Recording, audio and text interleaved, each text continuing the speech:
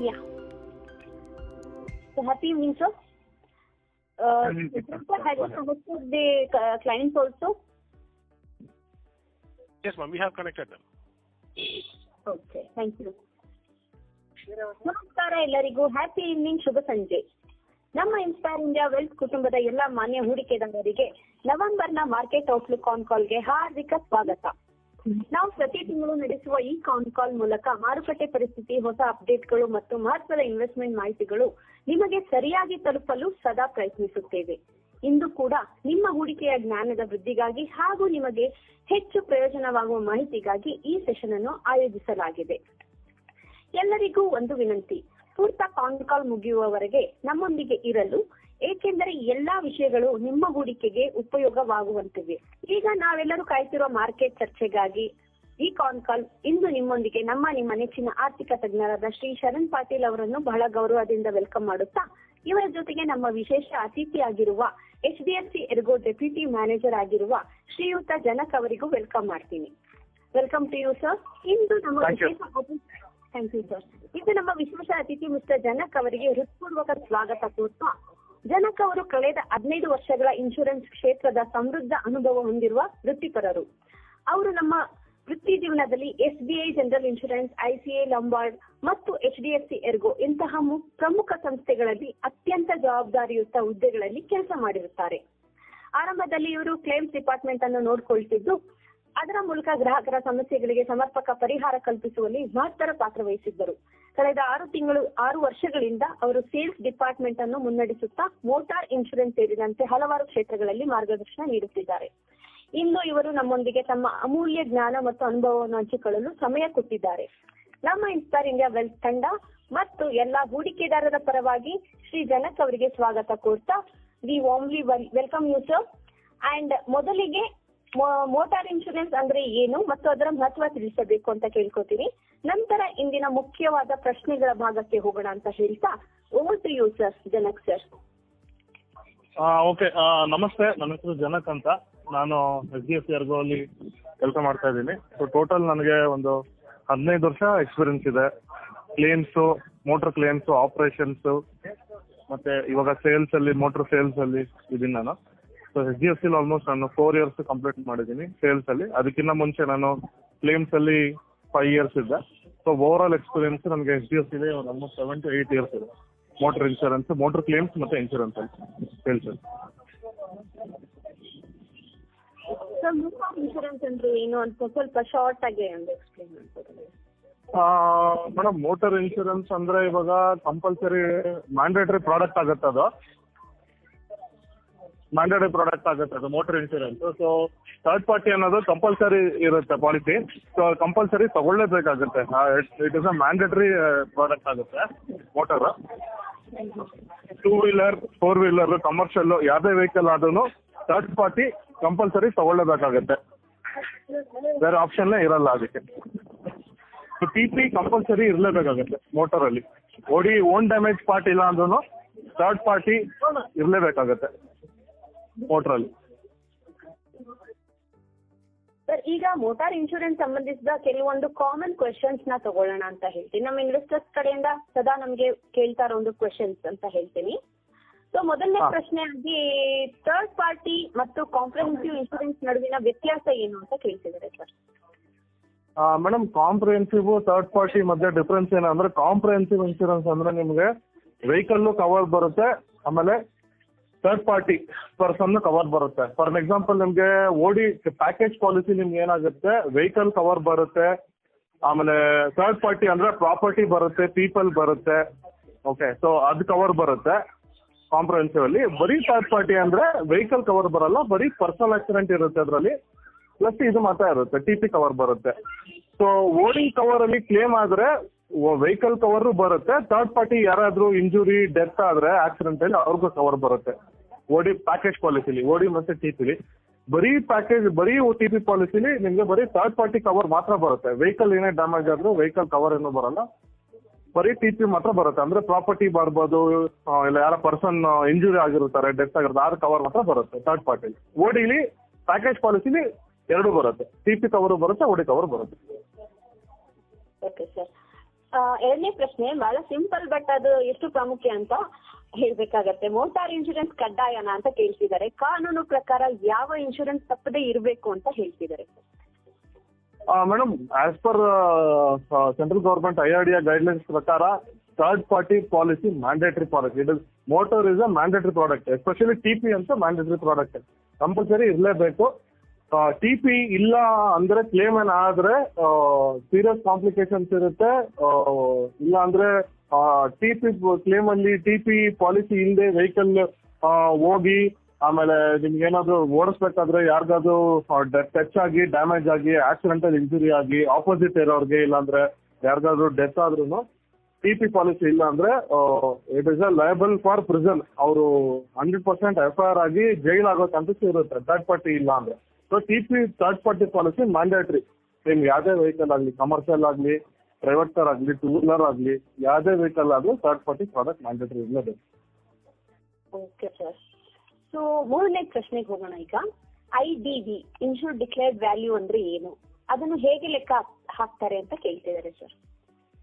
Madam, IDV insured declared value ಏನಾಗುತ್ತೆ ಅಂದ್ರೆ ನಿಮ್ಗೆ ಒಂದು ವೆಹಿಕಲ್ ಪರ್ಚೇಸ್ ಮಾಡಿದ್ರೆ ನಿಮ್ಗೆ ಇನ್ಶೂರೆನ್ಸ್ ಕಂಪ್ನಿಯಿಂದ ಒಂದು ವ್ಯಾಲ್ಯೂ ಫಿಕ್ಸ್ ಆಗಿರುತ್ತೆ ಆ ವೆಹಿಕಲ್ಗೆ.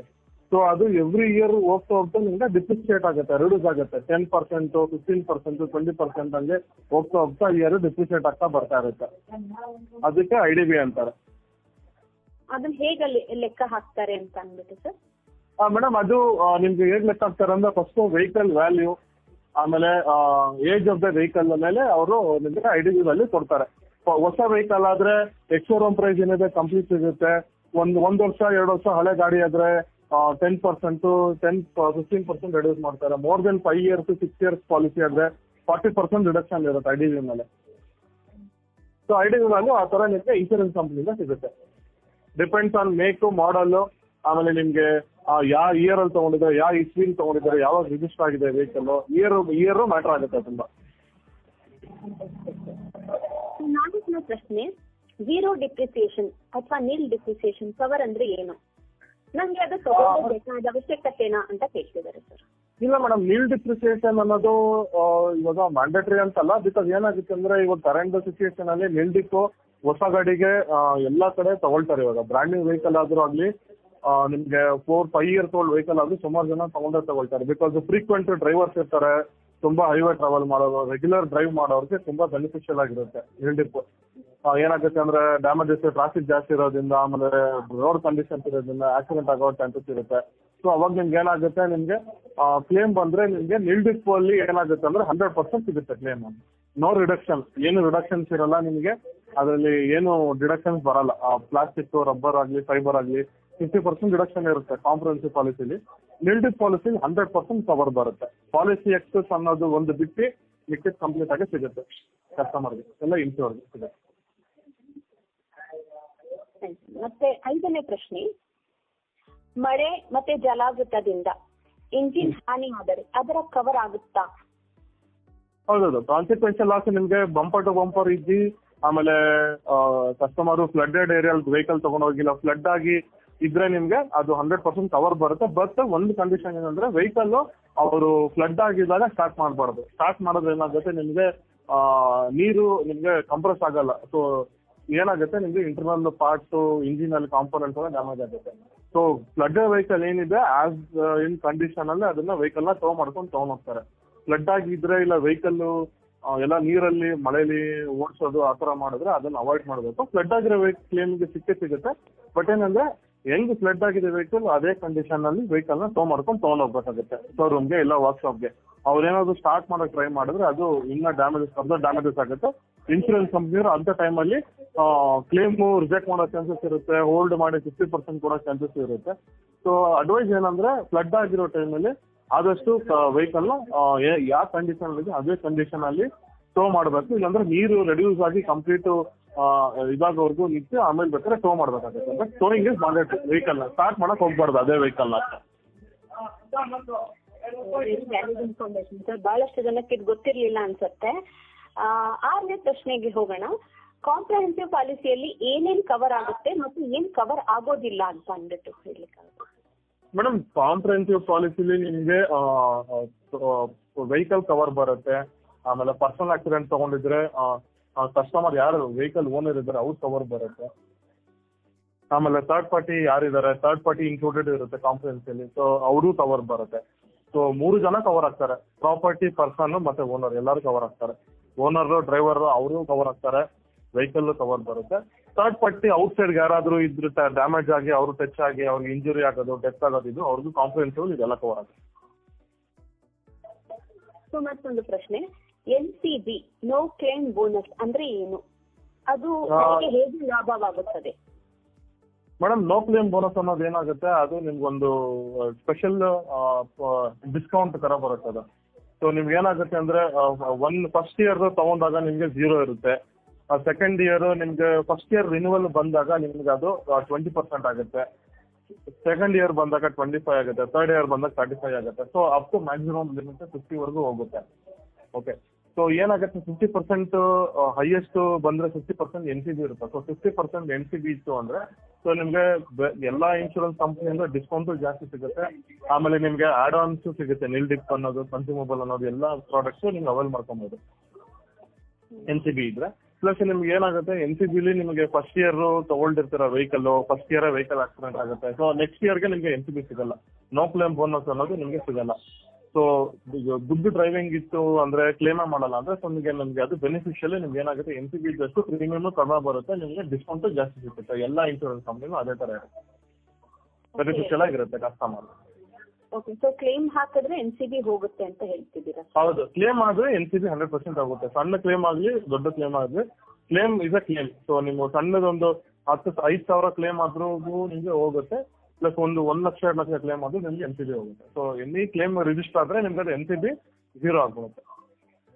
Okay sir, okay.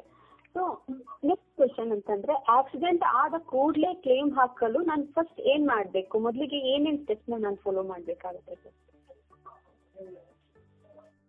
Madam, first vehicle accident ಆದ ತಕ್ಷಣ ಫಸ್ಟ್ ಏನ್ ಮಾಡ್ಬೇಕಾಗುತ್ತೆ, ಫಸ್ಟ್ ಪಾಲಿಸಿ ತಗೊಂಡು ಪಾಲಿಸಿಲಿ ಇದ್ದ ಕಸ್ಟಮರ್ ಕೇರ್ ನಂಬರ್ಗೆ ಕ್ಲೇಮ್ ಮಾಡಿ ಕಾಲ್ ಮಾಡಿ ಕ್ಲೇಮ್ ರಿಜಿಸ್ಟರ್ ಮಾಡಬೇಕಾಗುತ್ತೆ. ರಿಜಿಸ್ಟರ್ಡ್ ಓನರ್, ಡ್ರೈವರ್ ಯಾರಿದ್ದಾರೆ ಅವ್ರ ಕಸ್ಟಮರ್ ಕೇರ್ಗೆ ಕಾಲ್ ಮಾಡಿ ಫಸ್ಟ್ ಕ್ಲೇಮ್ ರಿಜಿಸ್ಟರ್ ಮಾಡಬೇಕಾಗುತ್ತೆ.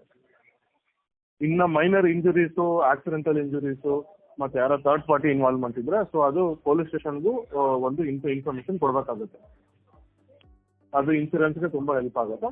ಫಸ್ಟ್ ಆಕ್ಸಿಡೆಂಟ್ ಆದ ತಕ್ಷಣ ಫಸ್ಟ್ ಕಸ್ಟಮರ್ ಪಾಲಿಸಿ ಕಸ್ಟಮರ್ಗೆ ಕೇರ್ಗೆ ಕಾಲ್ ಮಾಡಿ ಕ್ಲೇಮ್ ರಿಜಿಸ್ಟರ್ ಮಾಡಬೇಕಾಗುತ್ತೆ. ಯಾರು ಓನರ್, ಡ್ರೈವರ್ ಯಾರಿದ್ದಾರೆ, ಯಾರು ಡ್ರೈವ್ ಮಾಡ್ತಿದ್ದೋ ಅವರು ಕ್ಲೇಮ್ ರಿಜಿಸ್ಟರ್ ಮಾಡಬೇಕಾಗುತ್ತೆ. ಪ್ಲಸ್ ಲೊಕೇಶನ್ ಹೇಳ್ಬೇಕು, ಯಾವ ಟೈಮಲ್ಲಿ ಆಕ್ಸಿಡೆಂಟ್ ಆಗಿದೆ, ಎಲ್ಲಾಗಿದೆ, ಎಷ್ಟು ಗಂಟೆಗೆ ಆಗಿದೆ, ಯಾರು ಡ್ರೈವ್ ಮಾಡ್ತಿದ್ರು.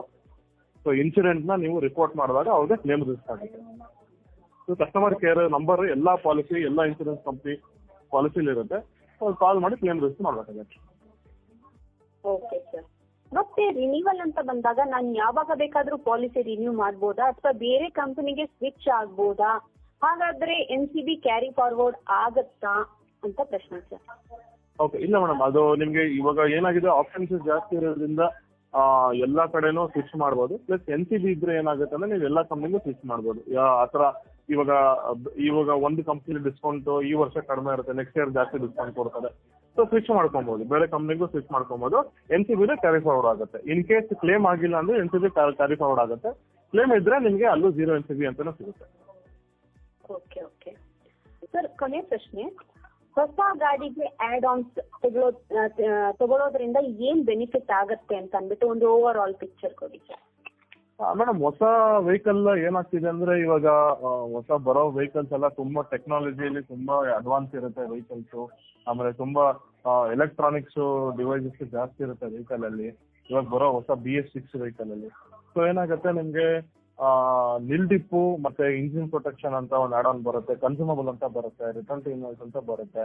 ಸೊ ಈ ತರ ಆಡ್ ಆನ್ ತಗೊಂಡ್ರೆ ಏನಾಗುತ್ತೆ, ಕ್ಲೇಮ್ ಆದಾಗ ಕಸ್ಟಮರ್ಗೆ ಮ್ಯಾಕ್ಸಿಮಮ್ ಇನ್ಶೂರೆನ್ಸ್ ಕಂಪ್ನಿಯಿಂದ ಬರುತ್ತೆ. 95% ವರೆಗೂ ಇನ್ಶೂರೆನ್ಸ್ ಕಂಪ್ನಿ ಪೇ ಆಗುತ್ತೆ ಆಡ್ ಆನ್ಸ್ ಇದ್ರೆ ಹೊಸ ವೆಹಿಕಲ್ಗೆ. ಆಮೇಲೆ ಇವಾಗ ಬರೋ ವೆಹಿಕಲ್ಸ್ ರಿಪೇರ್ ಅದು ತುಂಬಾ ಎಕ್ಸ್ಪೆನ್ಸಿವ್ ಇರುತ್ತೆ, ಲೇಬರ್ ಎಕ್ಸ್ಪೆನ್ಸಿವ್ ಇರುತ್ತೆ, ಕಾಂಪೋನೆಂಟ್ಸ್ ತುಂಬಾ ಎಕ್ಸ್ಪೆನ್ಸಿವ್ ಇರುತ್ತೆ, ಪಾರ್ಟ್ಸ್ ಎಲ್ಲ ಎಕ್ಸ್ಪೆನ್ಸಿವ್ ಇರುತ್ತೆ. ಸೊ ಸಜೆಸ್ಟ್ ಮಾಡೋದಂದ್ರೆ ಬ್ರ್ಯಾಂಡ್ ನ್ಯೂ ವೆಹಿಕಲ್ ಆದ್ರೂ ಆಗ್ಲಿ, ಆಮೇಲೆ old vehicle 3 year old 4 year old vehicle ಆದ್ರೂ ನಿಲ್ ಡಿಪ್ ತಗೊಂಡ್ರೆ ಬೆನಿಫಿಷಿಯಲ್, ಆಮೇಲೆ ಸ್ಟ್ರೆಸ್ ಫ್ರೀ ಇರುತ್ತೆ.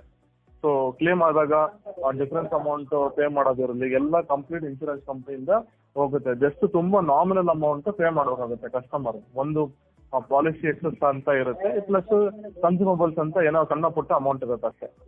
ಅಷ್ಟಿದ್ರೆ ಬೇರೆ ಏನು ನಿಮಗೆ ಕಸ್ಟಮರ್ ಪೇ ಮಾಡಂಗಿರಲ್ಲ. ತುಂಬಾ ನಾಮಿನಲ್ ಒಂದು 5,000 10,000 ಮುಗ್ದೋಗುತ್ತೆ. 5,000-6,000. ಇವಾಗ 1 ಲಕ್ಷ ಕ್ಲೇಮ್ ಇದೆ ಅನ್ಕೊಳ್ಳಿ, 1 ಲಕ್ಷ ಕ್ಲೇಮ್ ಇದೆ ಅಂದ್ರೆ ಎಲ್ಲ ಆಡ್ ಆನ್ಸ್ ನಿಲ್ಡಿಪ್ಪು ಎಲ್ಲ ಆಡ್ ಆನ್ಸ್ ಇತ್ತು ಅಂದ್ರೆ ಕಸ್ಟಮರ್ 1,000-2,000 ಬೇರ್ ಮಾಡಿದ್ರೆ ಸಾಕಾಗುತ್ತೆ. ಮಿಕ್ಕಿದ್ದು 98% ಇಲ್ಲ 96% ವರೆಗೂ ಇನ್ಶೂರೆನ್ಸ್ ನಮಗೆ ಪೇ ಆಗುತ್ತೆ. ಸೊ ನಿಲ್ಡಿಪ್ಪು ತಗೊಂಡ್ರೆ ತುಂಬಾ ಬೆನಿಫಿಷಿಯಲ್, ತುಂಬಾ ಸ್ಟ್ರೆಸ್ ಫ್ರೀ ಇರುತ್ತೆ. ಕ್ಲೇಮ್ ಆದಾಗ ಪ್ರಾಸೆಸ್ ತುಂಬಾ ಸ್ಮೂತ್ ಇರುತ್ತೆ. ಸರ್ ಓವರ್ ಆಲ್ ನಮ್ಮ ಹೂಡಿಕೆದಾರರಿಗೆ ನಿಮ್ಮ ಕಡೆಯಿಂದ ಮೆಸೇಜ್ ಏನಿರುತ್ತೆ ಸರ್? ನನ್ನ ಮೆಸೇಜ್ ಏನಂದ್ರೆ, ಇವಾಗ ಇನ್ಶೂರೆನ್ಸ್ ಪೆನಿಟ್ರೇಷನ್ ಇಂಡಿಯಾಲಿ ತುಂಬಾ ಸ್ಟ್ರಾಂಗ್ ಆಗಿದೆ. ಎಸ್ಪೆಷಲಿ ಮೋಟಾರ್ ಪ್ರಾಡಕ್ಟ್ಸ್ ಕಾಂಪಲ್ಸರಿ ಇರೋದ್ರಿಂದ ತುಂಬಾ ಬೆನಿಫಿಷಿಯಲ್ ಆಗಿರುತ್ತೆ, ಪುಷ್ ಮಾಡ್ಬೋದು. ಆಮೇಲೆ ತುಂಬಾ motor is a very easy product to sell, ತುಂಬಾ ಕಾಂಪ್ಲಿಕೇಶನ್ಸ್ ಇರಲ್ಲ. ಆಮೇಲೆ ಮ್ಯಾಂಡೇಟರಿ ಪ್ರಾಡಕ್ಟ್ ಇಂದ ಎಲ್ಲರೂ ಮೋಟಾರ್ ಇನ್ಶೂರೆನ್ಸ್ ತಗೊಳ್ಳೋದು ಒಬ್ರು ಕಾರ್ ಇಟ್ಕೊಂಡಿರುವಂತ ಒಬ್ಬ ವ್ಯಕ್ತಿಗೆ ಎಷ್ಟು ಇಂಪಾರ್ಟೆಂಟ್ ಇರುತ್ತೆ ಅಂತ ಕೇಳ್ಬೋದಾ ಸರ್ ಮೋಟಾರ್ ಇನ್ಶೂರೆನ್ಸ್? ಮೇಡಮ್ ಇವಾಗ ಏನಾಗುತ್ತೆ ಅಂದ್ರೆ, ಮೋಟಾರ್ ಇನ್ಶೂರೆನ್ಸ್ ಇವಾಗ ಕರೆಂಟ್ ಸಿಚುಯೇಷನ್ ಏನಾಗುತ್ತೆ ಅಂದ್ರೆ, road condition, traffic condition, vehicles ಬೆಂಗಳೂರಲ್ಲಿ ಎವ್ರಿ ಮಂತ್ ನಿಮಗೆ ಬ್ಯಾಂಗ್ಳೂರಲ್ಲೇ 2 ಲಕ್ಷದಿಂದ 3 ಲಕ್ಷ ಕಾರ್ ರಿಜಿಸ್ಟರ್ ಆಗುತ್ತೆ. ಎವ್ರಿ ಮಂತ್ ಸೇಲ್ ಆಗುತ್ತೆ. ಸೊ ನಿಮ್ಗೆ ಏನಾಗುತ್ತೆ, ಟ್ರಾಫಿಕ್ ಕಂಡೀಷನ್ಸ್ ಜಾಸ್ತಿ ಇರುತ್ತೆ, ವೆಹಿಕಲ್ಸ್ ಜಾಸ್ತಿ ಇರುತ್ತೆ. ಸೊ ಏನಾಗುತ್ತೆ, ಆಕ್ಸಿಡೆಂಟ್ ಆಗೋ ಚಾನ್ಸಸ್ ಜಾಸ್ತಿ ಇರುತ್ತೆ. ಆಮೇಲೆ ನಾವು ಕರೆಕ್ಟ್ ಆಗಿ ಡ್ರೈವ್ ಮಾಡಿದ್ರು ಬೇರೆಯವ್ರು ಸರಿಯಾಗಿ ಡ್ರೈವಿಂಗ್ ಇರಲ್ಲ. ಸೊ ಆ ತರ ಇದ್ದಾಗಲೂ ಆಕ್ಸಿಡೆಂಟ್ ಆಗೋ ಚಾನ್ಸಸ್ ಜಾಸ್ತಿ ಇರುತ್ತೆ. ಓಕೆ, ಸೊ ಅವಾಗ ಏನಾಗುತ್ತೆ, ನಿಮಗೆ ಇನ್ಶೂರೆನ್ಸ್ ಇರೋದ್ರಿಂದ ತುಂಬಾ ಬೆನಿಫಿಷಿಯಲ್. ಆಮೇಲೆ especially third party is very critical, ತುಂಬಾ ಕ್ರಿಟಿಕಲ್ ಥರ್ಡ್ ಪಾರ್ಟಿ ಇನ್ಶೂರೆನ್ಸ್ ಅನ್ನೋದು. ಸೊ ಥರ್ಡ್ ಪಾರ್ಟಿ ಮ್ಯಾಂಡೇಟ್ರಿ ತಗೊಳ್ಳೇಬೇಕು. ಓನ್ ಡ್ಯಾಮೇಜ್ ಇಲ್ಲ ಅಂದ್ರೆ ತಗೊಳ್ತಾರೆ ಇವಾಗ ಎಷ್ಟೊಂದು ಜನ. ಬಿಕಾಸ್ ಅದು ಆಮೇಲೆ ಪೊಲೀಸ್ ಹತ್ರ ಟ್ರಾಫಿಕ್ ಅಲ್ಲಿ ಸಿಗಾಕೊಂಡ್ರು ನಿಮಗೆ ಫೈನ್ಸ್ ಎಲ್ಲ ಎಕ್ಸೆಸಿವ್ ಆಗಿರುತ್ತೆ. ವಿತೌಟ್ ಇನ್ಶೂರೆನ್ಸ್ ಸಿಗಾಕೊಂಡ್ರೆ ಪೊಲೀಸ್ ಹತ್ರ 5,000 6,000 ಇನ್ಶೂರೆನ್ಸ್ ಬರೀ ಫೈನ್ ಇರುತ್ತೆ. ಸೊ ಅದೇ ಆ ಫೈನ್ ಕಟ್ಟೋ ಬದಲು ಅವರು ಹೊಸ ಇನ್ಶೂರೆನ್ಸ್ ತಗೊಂಡ್ಬಿಡೋದು. 1 ವರ್ಷಕ್ಕೆ ಇನ್ಶೂರೆನ್ಸ್ ಬಂದ್ಬಿಡುತ್ತೆ vehicle. Okay, so insurance is a very mandatory product. ಆಮೇಲೆ it is very easy product to sell. ಆಮೇಲೆ ನಮ್ಮದಲ್ಲಿ HDFCಲಿ ಅನ್ಲಿಮಿಟೆಡ್ ಕ್ಲೇಮ್ ಸಿಗುತ್ತೆ, ಒಳ್ಳೆ ಡಿಸ್ಕೌಂಟ್ಸ್ ಇದೆ ಎಲ್ಲ ವೆಹಿಕಲ್ಗೂ. ಆಮೇಲೆ ಕ್ಯಾಶ್ಲೆಸ್ ಟೈಪ್ ಇದೆ. ಆಲ್ಮೋಸ್ಟ್ ಪ್ಯಾನ್ ಇಂಡಿಯಾ ಎಲ್ಲಿ ಬೇಕಾದ್ರೂ ಕಸ್ಟಮರ್ ಕ್ಲೇಮ್ ಮಾಡ್ಬೋದು. ಎಲ್ಲ ಕಡೆ ಕ್ಯಾಶ್ಲೆಸ್ ಇದೆ, OEM ಟೈಪ್ ಇದೆ, ಮ್ಯಾನುಫ್ಯಾಕ್ಚರಿಂಗ್ ಟೈಪ್ ಇದೆ, ಎಲ್ಲ ಡೀಲರ್ಸು ಟೈಪ್ ಇದ್ದಾರೆ. ಆಮೇಲೆ ಡಿಸ್ಕೌಂಟ್ ಚೆನ್ನಾಗಿದೆ, ಸರ್ವಿಸ್ ಚೆನ್ನಾಗಿದೆ. So they can do it. Thank you so much sir, ಇವತ್ತು ನಮ್ಮ ಕಾಲ್ ನಲ್ಲಿ ಭಾಗವಹಿಸಿದ್ದಕ್ಕಾಗಿ ಮತ್ತು ನಮ್ಮೆಲ್ಲ ಹೂಡಿಕೆದಾರರಿಗೆ ಮೋಟಾರ್ ಇನ್ಶೂರೆನ್ಸ್ ಬಗ್ಗೆ ಬಹಳಷ್ಟು ಇನ್ಫಾರ್ಮೇಶನ್ ಹೇಳಿದ್ದೀರಿ. ಮತ್ತೊಮ್ಮೆ ನಿಮ್ಗೆ ಧನ್ಯವಾದಗಳು ಹೇಳ್ತಾ ಇದ್ದೀನಿ ಸರ್. ಮತ್ತೆ ಇದೇ ರೀತಿ ಮುಂದಿನ ಸೆಷನ್ಗಳಿಗೂ ವಿ ನೀಡ್ ಯುವರ್ ಅಸಿಸ್ಟೆನ್ಸ್ ಅಂತ ಕೇಳ್ತಾ, ಇವತ್ತಿನ ನಮ್ಮ ಕಾಲ್ ನ ಇನ್ನೊಂದು ವಿಶೇಷ ಅಂಗವಾದ ಮಾರ್ಕೆಟ್ ಔಟ್ಲುಕ್ ಸೆಷನ್ ಅನ್ನು ಶರಣ್ ಸರ್ ಅವ್ರು ತಗೊಳ್ಬೇಕು ಅಂತ ಕೇಳ್ಕೊತಾ, ಶರಣ್ ಸರ್ ಅವ್ರಿಗೆ ಈ ಒಂದು ಕಾಲ್ಗೆ ವೆಲ್ಕಮ್ ಮಾಡ್ತಾ ಇದ್ದೀನಿ ನಮ್ಮೆಲ್ಲ ಹೂಡಿಕೆದಾರರ ಪರವಾಗಿ. Welcome sir. Thank you Geetha Priya ಅವರೇ, ಥ್ಯಾಂಕ್ ಯು ಜನ್ಕ ಅವರೇ, thank you very much. It was a very informative. ತುಂಬಾ ವಿಷಯಗಳು ಗೊತ್ತಾಯ್ತು. ಮತ್ತೆ ಬಿಫೋರ್ ನಿಮ್ಮನ್ನು ಕಳಿಸೋಕ್ಕಿಂತ ಮುಂಚೆ ಜನ್ಕ ಅವರೇ, ನಮ್ಮ ಇನ್ಸ್ಪೈರ್ ಇಂಡಿಯಾದಲ್ಲೂ ನಾವು ಮೋಟಾರ್ ಇನ್ಶೂರೆನ್ಸ್ ನ ಸ್ಟಾರ್ಟ್ ಮಾಡಿದ್ದು ನಮ್ಮ ಇನ್ವೆಸ್ಟರ್ಸ್ಗೆ. ಯಾಕಂದ್ರೆ ನೀವು ಹೇಳಿದ್ರೆ ಇವತ್ತಿನ ರೋಡ್ ಕಂಡೀಷನ್ಸ್ಗೆ ಮತ್ತೆ ಎಲ್ಲಕ್ಕಿಂತ ಇಂಪಾರ್ಟೆಂಟ್ ಏನ್ ಗೊತ್ತಾ, ಇನ್ಶೂರೆನ್ಸ್ ತಗೊಳ್ಳೋದಕ್ಕಿಂತ ಅದನ್ನ ಕ್ಲೇಮ್ ಬಂದಾಗ ನಾವು ಹೇಗೆ ಅವ್ರ ಜೊತೆಗೆ ಸಹಕರಿಸ್ತೀವಿ, ಅವ್ರಿಗೆ ಹೇಗೆ ಸರ್ವಿಸ್ ಕೊಡ್ತೀವಿ ಅನ್ನೋದು ಬಹಳ ಮ್ಯಾಟರ್ ಆಗುತ್ತೆ. ಸೊ ಖಂಡಿತವಾಗ್ಲೂ ನಮ್ಮ ಎಲ್ಲಾ ಹೂಡಿಕೆದಾರಿಗೆ ಹೇಳೋದೇನಂದ್ರೆ, ನೀವು ಇನ್ಶೂರೆನ್ಸ್ ಎಕ್ಸಿಸ್ಟಿಂಗ್ ಎಲ್ಲಾದ್ರೂ ತಗೊಂಡಿರ್ಬೋದು, ಯಾವುದೇ ರೀತಿಯಿಂದ ಅದನ್ನ ರಿನ್ಯೂವಲ್ ಟೈಮ್ ಅಲ್ಲಿ ಬೇಕಂದ್ರೆ ನಮ್ಮ ಇನ್ಸ್ಪೈರ್ ಇಂಡಿಯಾ ಕಡೆಯಿಂದ you can take an assistance. We will also coordinate with all the companies who are providing the car insurance. Thank you very much. Definitely sir, thank you sir. ಜನಕರೇ, ನೀವು exit thank you. Okay, once again happy evening everyone. ಇವತ್ತು market outlook ಬಗ್ಗೆ ನಿಮ್ ಜೊತೆ ಒಂದಷ್ಟು ವಿಷಯಗಳನ್ನ ಹಂಚ್ಕೊಳ್ಳೋಣ ಅಂತ ಅನ್ಕೊಂಡಿದ್ದೀನಿ. ಸುಮಾರು ಜನ ನಮ್ಮ ಇನ್ವೆಸ್ಟರ್ಗಳು ಮಾರ್ಕೆಟ್ ನ ನೋಡ್ತಾನೆ ಇರ್ತೀರಾ. ನಿಮ್ಗೆ ಗೊತ್ತಿರ್ಬೋದು, ಮಾರ್ಕೆಟ್ ಇವತ್ತು ಸೆನ್ಸೆಕ್ಸ್ ಬಂದ್ಬಿಟ್ಟು ಸುಮಾರು 85,000 ಲೆವೆಲ್ ಅಲ್ಲಿ ಇದೆ. ನಿಫ್ಟಿ ಇಸ್ ಅರೌಂಡ್ ಸಮ್ವೇರ್ ಎಟ್ 26,000 ಅಲ್ಲಿ ಇದೆ. ಇದನ್ನ ನೋಡಿದ್ರೆ ನಮ್ಗೆ ಅನ್ಸೋದೇನಂತಂದ್ರೆ, ಎಂತೆಂತ ಒಂದು ಪೊಲಿಟಿಕಲ್ ಆಗಿ ಒಂದಷ್ಟು ಘಟನೆಗಳು ನಡೆದವು. ಅದೆಲ್ಲಕ್ಕಿಂತ ಇಂಪಾರ್ಟೆಂಟ್ ಜಿಯೋ ಪೊಲಿಟಿಕಲ್ ಇಶ್ಯೂಸ್, ಮತ್ತೆ ಟ್ಯಾರಿಫ್ ವಾರ್ ಅಂತ ಹೇಳ್ಬೋದು, ಅಥವಾ lot of uncertainty in the lot of ಎಕನಾಮಿಗಳಲ್ಲಿ ನೋಡಿದಾಗ ಒಂದು ನನಗೆ ಅನ್ಸಿದ್ದೇನಂತಂದ್ರೆ, ಇಂಥ ಟೈಮಲ್ಲಿ ಇಂಡಿಯನ್ ಮಾರ್ಕೆಟ್ ನೋಡಿದಾಗ ಬಹಳ ಒಂದು ಸ್ಟೇಬಲ್ ಅಂತ ಹೇಳ್ಬೋದು. ಇವತ್ತು ವರ್ಲ್ಡ್ ಕಂಡೀಷನ್ ಅಲ್ಲಿ Indian market looks like an oasis in the desert. ಆ ತರ ಒಂದು ಕಂಡೀಷನ್ ಅಲ್ಲಿ ಇವತ್ತು ಸ್ಟ್ರಾಂಗ್ ಆಗಿ ಕಾಣಿಸ್ತದೆ. ಬಟ್ ಇದ್ರ ಮಧ್ಯದಲ್ಲಿ ಏನಪ್ಪಾ ಅಂತಂದ್ರೆ ಖಂಡಿತವಾಗ್ಲೂ ಒಂದಷ್ಟು ವಿಷಯಗಳನ್ನ ಇಲ್ಲಿ ನಾವು ನಿಮ್ ಜೊತೆಗೆ ಹಂಚ್ಕೋಬೇಕು ಇವತ್ತಿನ ಒಂದು ಮ್ಯಾಕ್ರೋ ಲೆವೆಲ್ ಅಲ್ಲಿ ಅಂತ ನೋಡ್ಬೇಕಂದ್ರೆ inflation is in very much control ಅಲ್ಲಿ ಇದೆ. Expected GDP is going to continue growing at 7.4%. and ಹಾಗೇನೆ interest rate is expected to fall further. ಯಾಕಂದ್ರೆ ಇಂಟ್ರೆಸ್ಟ್ ರೇಟ್ ಯಾಕೆ ಬೀಳುವಂತದಂದ್ರೆ ಕೋವಿಡ್ ಆದ್ಮೇಲೆ ಏನ್ ಗವರ್ಮೆಂಟ್ ತಗೊಂಡಿರುವಂತ ಕೆಲವೊಂದು ಫೈನಾನ್ಷಿಯಲ್ ಡಿಸಿಷನ್ಸ್ ಗಳು ಏನಿತ್ತು to support the every one, ಅದರಿಂದ ನಮ್ಮ ದೇಶದಲ್ಲಿ ಒಂದಷ್ಟು ಫಿಸಿಕಲ್ ಡೆಫಿಸಿಟ್ ಜಾಸ್ತಿ ಆಗಿತ್ತು. ಹಾಗೇನೆ ಮಧ್ಯದಲ್ಲಿ ಏನೇ ಒಂದು ಈ ಟ್ರೇಡ್ ಇದು ಸ್ಟಾರ್ಟ್ ಆಗಿತ್ತು, ಟ್ಯಾರಿಫ್ ಇಶ್ಯೂ ಸ್ಟಾರ್ಟ್ ಆಗಿದೆ. ಅದರಿಂದನೂ ಬಹಳಷ್ಟು ಎಕ್ಸ್ಪೋರ್ಟ್ ಬಿಸ್ನೆಸ್ ಸ್ಪೆಷಲಿ ಟೆಕ್ಸ್ಟೈಲ್ ಆಗಿರ್ಬೋದು, ಜೆಮ್ಸ್ ಅಂಡ್ ಜ್ಯುವೆಲರೀಸ್ ಆಗಿರ್ಬೋದು, ಮತ್ತೆ ಅಕ್ವಾಟೈನ್ ಬಿಸ್ನೆಸ್ ಆಗಿರ್ಬೋದು, ಈ ತರ ಕೆಲವೊಂದಷ್ಟು ಬಿಸ್ನೆಸ್ ಗಳಲ್ಲಿ it is affecting to the ಒಂದು ಲಾರ್ಜರ್ ಎಕ್ಸ್ಟೆಂಟ್ ಅಂತ ಹೇಳ್ಬೋದು. It's one sort of employment ಮೇಲೂ ಅಫೆಕ್ಟ್ ಆಗಿದೆ. But what government is thinking is, that continuously negotiating with the US government to reduce the tariff. Second, ಏನಪ್ಪಾ ಅಂತಂದ್ರೆ government is also getting a benefit of, crude oil prices ಕಡಿಮೆ ಆಗಿರೋದ್ರಿಂದ import ಮಾಡ್ಕೊಳ್ಳೋಂತ cost ಕಡಿಮೆ ಆಗ್ತಾ ಇದೆ. So ಎಲ್ಲ ಒಟ್ಟಾರೆ ಹೊತ್ತಾ ಹೋದ್ರೆ ಮಾರ್ಕೆಟ್ ಒಂದು ಸ್ಟೆಬಿಲಿಟಿ ಸಿಗ್ತಾ ಇದೆ. ಹಾಗೆ ಕ್ವಾರ್ಟರ್ ರಿಸಲ್ಟ್, Q2 ರಿಸಲ್ಟ್ ಅಲ್ಲಿ lot of good response from of the sectors, automobile, specially FMCG sector ಆಗಿರ್ಬೋದು, ಫಾರ್ಮಾ ಆಗಿರ್ಬೋದು, ಈ ತರ ಸೆಕ್ಟರ್ ಗಳಲ್ಲಿ ಒಂದಷ್ಟು ಬೆನಿಫಿಟ್ ಕಾಣಿಸ್ತಾ ಇದೆ. But some of the sectors like IT sector ಗಳಲ್ಲೆಲ್ಲ ಆಗಿರ್ಬೋದು ಅಥವಾ ರಿಯಲ್ ಎಸ್ಟೇಟ್ ಸೆಕ್ಟರ್ ಗಳಲ್ಲಿ ಸ್ವಲ್ಪ ಓವರ್ ವ್ಯಾಲ್ಯೂಯೇಷನ್ ನೋಡ್ತಾ ಇದ್ದೀವಿ. ಇದೆಲ್ಲಕ್ಕಿಂತ ಇಂಪಾರ್ಟೆಂಟ್ ಇನ್ನೊಂದು ವಿಷಯ ಏನಂತಂದ್ರೆ ಇಂಥ ಒಂದು ಕಂಡೀಷನ್ ನಲ್ಲಿ ಮಾರ್ಕೆಟ್ ಅಲ್ಲಿ ಹೇಗೆ FIs and domestic institutional investors ಏನ್ ಮಾಡ್ತಾ ಇದ್ದಾರೆ. Normally as usual dollar is weak ಆಗ್ತಾ ಹೋದಂಗೆಲ್ಲ ಬಿಕಾಸ್ ಆಫ್ ದ ಟ್ಯಾರಿಫ್ ಇಂದ ಏನಾಗ್ತದೆ US ಅಲ್ಲಿ ಟ್ಯಾರಿಫ್ ಅನ್ನು ಎಲ್ಲಾ ಕಂಟ್ರಿಗಳ ಮೇಲೆ ಹಾಕೊಂಡ್ಬಿಟ್ಟು ಅವರು they are showing lot of dominating nature. But what happen is they are not able to manufacture and they don't have skill labour. That is an issue US is facing. ಇದರಿಂದ ಏನಾಗ್ತಾ ಇದೆ ಅಂತಂದ್ರೆ US ಅಲ್ಲಿ that entire tariff cost ಇವಾಗ ಏನಾಗುತ್ತೆ, export ಮಾಡೋ ಕಂಟ್ರಿಗಳು they are not observing the pain. What they doing is either some country like India ಅಂತವ್ರು ಬೇರೆ ಆಲ್ಟರ್ನೇಟ್ ಆಪ್ಷನ್ ಹುಡುಕ್ತಾ ಇದ್ದಾರೆ, ಅಥವಾ ಚೈನಾ ಅಂತ ಕಂಟ್ರಿಗಳು ದಟ್ ಟ್ಯಾರಿಫ್ ನ ಅಲ್ಲಿ US ಸಿಟಿಜನ್ಸ್ ಮೇಲೆ ಹಾಕ್ತಾ ಇದ್ದಾರೆ. ಯಾಕಂದ್ರೆ end of the day end user ಯಾರು US citizens. So they are paying that caste of the tariff. So ಹಾಗಾಗಿ ಎಲ್ಲೋ ಒಂದ್ ಕಡೆ ಟ್ರಂಪ್ ಏನ್ ಅನ್ಕೊಂಡಿದ್ರು ಅದೆಲ್ಲೋ ಬ್ಯಾಕ್ ಫೈರ್ ಆಗುವಂತ ಎಲ್ಲಾ ಸಿಚುವೇಶನ್ ಕಾಣಿಸ್ತಾ ಇದೆ. ಸೊ ಹಾಗಾಗಿ ಫ್ಯೂಚರ್ ಅಲ್ಲಿ he may start reducing the tariff ಅಂತಾನು ಅನಿಸ್ತಾ ಇದೆ. ಇದ್ರ ಮಧ್ಯದಲ್ಲಿ ಏನಾಗಿದೆ, ಇವತ್ತು US ಮಾರ್ಕೆಟ್ ನೋಡಿದ್ರೆ ಟಾಪ್ 7 ಕಂಪನಿಗಳು ಮಾತ್ರ ಪರ್ಫಾರ್ಮೆನ್ಸ್ ಇದೆ, otherwise major companies are not doing great. So ಇದು ಓವರ್ ಆಲ್ US ಒಂದು ಸಿಚುವೇಶನ್ ನೋಡಿದ್ರೆ lot of FIs are going out of the they selling Indian market. They not only Indian market they selling China market, they selling other emerging market also.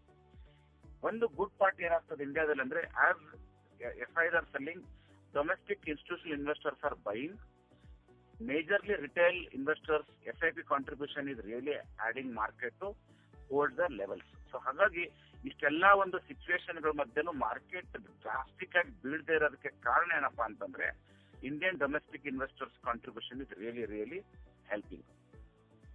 So ಹಾಗಾಗಿ what is as an Inspire India ಕಡೆಯಿಂದ ನಾವು ಹೇಳುವಂತದ್ದು ಏನಪ್ಪಾ ಅಂತಂದ್ರೆ fundamentally strong ಆಗಿದೆ.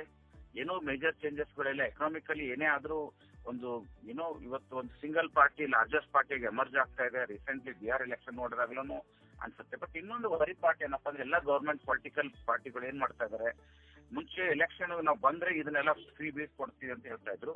ಈಗ ಕೆಲವೊಂದು ಗವರ್ಮೆಂಟ್ಗಳು ruling ಪಾರ್ಟಿಗಳು ruling ಅಲ್ಲಿ ಇದ್ದಾಗಲೇ ಕೆಲವೊಂದು ಫ್ರೀ ಬೀಸ್ಗಳು ಕೊಡ್ತಾ ಇದಾರೆ. ಎಲ್ಲೋ ಒಂದ್ ಕಡೆ ನಮ್ಗೆ ಅನ್ಸುತ್ತೆ ಇದು ನಮ್ಮ ದೇಶದಲ್ಲಿ ಇರುವಂತಹ ಕೆಲವೊಂದಷ್ಟು ಇನ್ಫ್ರಾಸ್ಟ್ರಕ್ಚರ್ಗೆ ಮತ್ತೆ ಕ್ಯಾಪಿಟಲ್ ಎಕ್ಸ್ಪೆಂಡಿಚರ್ಗೆ ಅಫೆಕ್ಟ್ ಆಗುವಂತ ಚಾನ್ಸಸ್ ಇದೆ. Because this is not good healthy for the democratic country. But end of the day democratic ನಲ್ಲಿ ಎಲೆಕ್ಷನ್ ಗೆಲ್ಲೋದು ಇಂಪಾರ್ಟೆಂಟ್ ಆಗಿರುವಂತ ಸಿಚುವೇಶನ್ ಅಲ್ಲಿ ಎಲ್ಲಾ ಪಾರ್ಟಿಗಳು ಇದನ್ನೇ ಒಂದು ರೂಲ್ ನ ಫಾಲೋ ಮಾಡ್ತಾ ಇದಾರೆ. ಸೊ ಬರುವ ದಿನಗಳಲ್ಲಿ ನನಗನ್ಸುತ್ತೆ ಎಲ್ಲೋ ಒಂದ್ ಕಡೆ ಸುಪ್ರೀಂ ಕೋರ್ಟ್ ಆಗಿರ್ಬೋದು ಅಥವಾ ಇನ್ಯಾವುದಾದ್ರೂ ಅಥಾರಿಟಿ ಇದನ್ನ ಕಂಟ್ರೋಲ್ ಮಾಡುವಂತ ಎಲ್ಲಾ ದಾರಿಗಳು ಕಾಣಿಸುತ್ತೆ. ಬಟ್ ಈ ಒಂದು ಮೂಮೆಂಟ್ ಅಲ್ಲಿ definitely BJP has got a more strong mandate right no. So ಹಾಗಾಗಿ ಕೆಲವೊಂದಷ್ಟು ಪಾಲಿಸಿಗಳು ಮಾಡಕ್ಕೂ ಅದು ಸಹ ಹೆಲ್ಪ್ ಆಗ್ತಾ ಇದೆ. ಸೊ ಹಾಗಾಗಿ ಒಟ್ಟಾರೆ ತಗೊಂಡ್ರೆ ಸ್ಟೆಬಿಲಿಟಿ ಚೆನ್ನಾಗಿದೆ, top performance of the segment ಚೆನ್ನಾಗಿದೆ. ಎಲ್ಲಕ್ಕಿಂತ ಇಂಪಾರ್ಟೆಂಟ್ ಏನಪ್ಪಾ ಅಂದ್ರೆ ಇನ್ಫ್ಲೇಷನ್ ಮತ್ತೆ ಇಂಟ್ರೆಸ್ಟ್ ರೇಟ್ ಅಂಡರ್ ಕಂಟ್ರೋಲ್ ಅಲ್ಲಿ ಇರೋದು ಒಂದು ಓವರ್ ಆಲ್ ಮಾರ್ಕೆಟ್ಗೆ ಒಂದು ಒಳ್ಳೆ ವೇಗ ತಂದ್ಕೊಡುವಂತದ್ದಿದೆ. ನನ್ನ ಪ್ರಕಾರ ರೀಸೆಂಟ್ಲಿ ಒಂದು ಆರ್ಟಿಕಲ್ ನೋಡ್ತಾ ಇದೆ, there is an expectation of that Sensex may go to 1 lakh in 2026 ಅಂತ. I don't predict this type of market because it may not go. That is a different story. But as an investor, ನಾವೆಲ್ಲ ಯೋಚನೆ ಮಾಡೋದೇನಂದ್ರೆ long term point of ಇಂದ market ಅಲ್ಲಿ sustain ಆಗಿ ನಾವು continuous invest ಮಾಡ್ತಾ ಹೋದ್ರೆ, already we have seen lot of people portfolio. ಇವತ್ತು ಒಂದು 2-3 ರಿವ್ಯೂ ಮಾಡ್ತಾ ಇರ್ಬೇಕಾದ್ರೆ ನಾನು ಸರ್ಪ್ರೈಸ್ ಆಗಿದ್ದೇನೆಂದ್ರೆ ಕೆಲವೊಂದು ಪೋರ್ಟ್ಫೋಲಿಯೋಗಳಲ್ಲಿ ಅವರು SIP-ಗಳನ್ನ ಮಾಡಿ ಒಂದು ಲೆವೆಲ್ ಆದ್ಮೇಲೆ ನಿಲ್ಸಿದ್ರು ಸಹ those portfolios have continuously performed almost last 5 years 20 to 25% ವರೆಗೂ ರಿಟರ್ನ್ಸ್ ಜನರೇಟ್ ಮಾಡಿರುವಂತದ್ದು ಕಾಣಿಸ್ತಾ ಇದೆ. ಅಂದ್ರೆ what is very important is don't time the market, time in the market again matters a lot. Market ಯಾವಾಗ ಮೇಲೆ ಹೋಗುತ್ತೆ ಯಾವಾಗ ಕೆಳಗೆ ಬರುತ್ತೆ ಅಂತ ನೀವು ಅದನ್ನ ಯೋಚನೆ ಮಾಡಿ ಅದನ್ನ ಟೈಮ್ ಮಾಡೋಕ್ಕಿಂತ ಮಾರ್ಕೆಟ್ ಅಲ್ಲಿ ಎಷ್ಟು ಲಾಂಗ್ ವರ್ಕ್ ನಾವು ಇನ್ವೆಸ್ಟ್ ಮಾಡ್ತಾ ಹೋಗ್ತೀವಿ and how that investment is going to help us to create more and more wealth. So that is end of the day matters ಆಗುತ್ತೆ. ಗೀತಾ ಪ್ರಿಯರು ಏನಾದ್ರು ಪ್ರಶ್ನೆಗಳಿದ್ರೆ ತಗೊಳ್ಬಹುದು ನಾವು. Yes sir, we have few questions. ಇದು ಒಂದು ಪ್ರಸ್ತುತ ಮಾರ್ಕೆಟ್ ಪರಿಸ್ಥಿತಿನ ನಾವು ಗಮನದಲ್ಲಿ ಇಟ್ಕೊಂಡು ಈ ಒಂದು ಕೆಲವೊಂದು ಪ್ರಶ್ನೆಗಳನ್ನ ನಾವು ಚೂಸ್ ಮಾಡಿದೀವಿ. ಸೊ ಮಾರ್ಕೆಟ್ ಸ್ಥಿರವಾಗಿದೆ. ಸೊ ಸಾಮಾನ್ಯವಾಗಿ ಎಲ್ಲರೂ ಕೇಳೋ ಪ್ರಶ್ನೆ ಏನಂದ್ರೆ SIP ನಿಲ್ಲಿಸ್ಬೇಕಾ ಅಂತ, ಅದಕ್ಕೆ ತಮ್ಮ ಉತ್ತರ ಸರ್? ಖಂಡಿತ ಇದು ಬಹಳ ಕಾಮನ್ ಆಗಿರುವಂತ ಪ್ರಶ್ನೆ ಗೀತಾ ಪ್ರಿಯರು. ಏನಂದ್ರೆ ಮಾರ್ಕೆಟ್ ಸ್ಥಿರವಾಗಿದೆ, ಮಾರ್ಕೆಟ್ ಒಂದು ರೇಂಜ್ ಬಾಂಡ್ ಅಲ್ಲಿ ಮೇಲೆ ಕೆಳಗೆ ಹೋಗ್ತಾ ಇದೆ ಅಂದ್ರೆ ಮಾರ್ಕೆಟ್ ಅಲ್ಲಿ 3 ತರ ಮಾರ್ಕೆಟ್ ಇರುತ್ತೆ. ಒಂದು ಅಪ್ ಟ್ರೆಂಡ್ ಮಾರ್ಕೆಟ್ ಇರುತ್ತೆ, ಒಂದು ಡೌನ್ ಟ್ರೆಂಡ್ ಮಾರ್ಕೆಟ್ ಇರುತ್ತೆ, ಇನ್ನೊಂದು ಸೈಡ್ ವೇಸ್ ಮಾರ್ಕೆಟ್ ಇರುತ್ತೆ. But what is more important is your SIP is going to perform in all the 3 direction of the market ಅಂತ ಹೇಳ್ಬೋದು. ಅಪ್ ಅಲ್ಲಿ ಇದ್ದಾಗಲೂ ಅದು ವರ್ಕ್ ಆಗುತ್ತೆ, ಡೌನ್ ಅಲ್ಲಿ ಇದ್ದಾಗಲೂ ಹೆಲ್ಪ್ ಆಗುತ್ತೆ, ಮತ್ತು ವಾಲಟೈಲ್ ಆಗಿದ್ದು ಸೈಡ್ ವೇ ನಲ್ಲಿ ಇದ್ದಾಗೂ ವರ್ಕ್ ಆಗುತ್ತೆ. ಸೊ ನನ್ನ ಒಂದು ಸ್ಟ್ರಾಂಗ್ ಸಜೆಷನ್ ಏನಂತಂದ್ರೆ ಯಾವಾಗ ಮಾರ್ಕೆಟ್ ಟ್ರೆಂಡ್ ನ ಫಾಲೋ ಮಾಡುತ್ತೆ ವಿ ಡೋಂಟ್ ನೋ. ಸೊ ಹಾಗಾಗಿ ಸ್ಥಿರವಾದ ಮಾರ್ಕೆಟ್ ಅಲ್ಲೂ ಸಹ ನಮ್ಮ SIP-ಗಳನ್ನ ಕಂಟಿನ್ಯೂ ಮಾಡಿಕೊಂಡು ಅದನ್ನ ಯಾವುದೇ ತರ ಅದನ್ನ ನಿಲ್ದೇ ಇರೋ ತರ ನೋಡ್ಕೊಳ್ಳುವಂಥದ್ದು ಬಹಳ ಇಂಪಾರ್ಟೆಂಟ್ ಅಂತ ಹೇಳ್ಬೋದು. ಓಕೆ ಸರ್, ಎರಡನೇ ಪ್ರಶ್ನೆ ಬಂದು FII-ಗಳು ಹೆಚ್ಚು ಸೇಲ್ ಮಾಡ್ತಾ ಇದ್ದಾರೆ, ಸೊ ಮಾರ್ಕೆಟ್ ಇನ್ನೂ ಕುಸಿಯುತ್ತಾ ಅಂತ ಕೇಳ್ತಿದ್ದಾರೆ ಸರ್. FII-ಗಳು ಮಾಡ್ತಾ ಇರೋದೇನು ಹೊಸದಲ್ಲ. ಅವ್ರು ಯಾವಾಗ್ಲೂ ನಮ್ಮ ದೇಶದಲ್ಲಿ ಬರುವಂತ ಒಂದು time duration very short period ಬರ್ತಾರೆ. ಇದು ಅಲ್ದೇನೆ ಇವತ್ತು FII-ಗಳು ಬಿಟ್ಟು ಹೋಗ್ತಾ ಇರುವಂತದ್ದು ಬಂದ್ಬಿಟ್ಟು ಇಂಡಿಯನ್ ಮಾರ್ಕೆಟ್ ಚೆನ್ನಾಗಿಲ್ಲ ಅಂತಲ್ಲ, ಅವರ ಕಂಟ್ರಿಗಳಲ್ಲಿ ಎಕನಾಮಿಕ್ ಚೆನ್ನಾಗಿಲ್ಲ ಅನ್ನೋ ದೃಷ್ಟಿಯಿಂದ ಅವರು ಆಚೆ ಹೋಗ್ತಾ ಇದ್ದಾರೆ.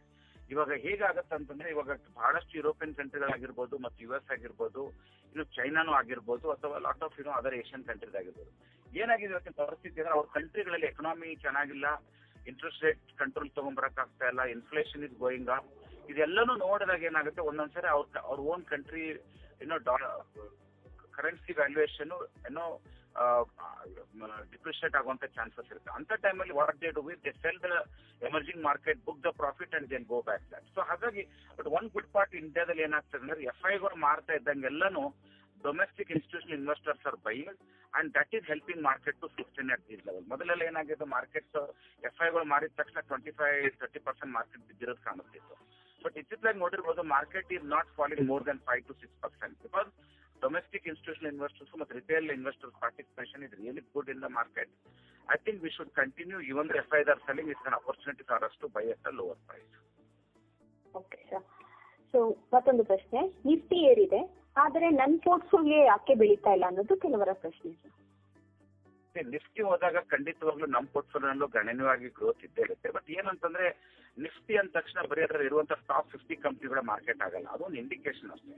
ಅದಲ್ಲದೆ ನಮ್ಮ ಪೋರ್ಟ್ಫೋಲಿಯೋಗಳಲ್ಲಿ ಲಾರ್ಜ್ ಕ್ಯಾಪ್, ಇದು ಸ್ಮಾಲ್ ಕ್ಯಾಪ್ ಇರುತ್ತೆ, ಮಿಡ್ ಕ್ಯಾಪ್ ಇರುತ್ತೆ, ಫ್ಲೆಕ್ಸಿ ಕ್ಯಾಪ್ ಇರುತ್ತೆ.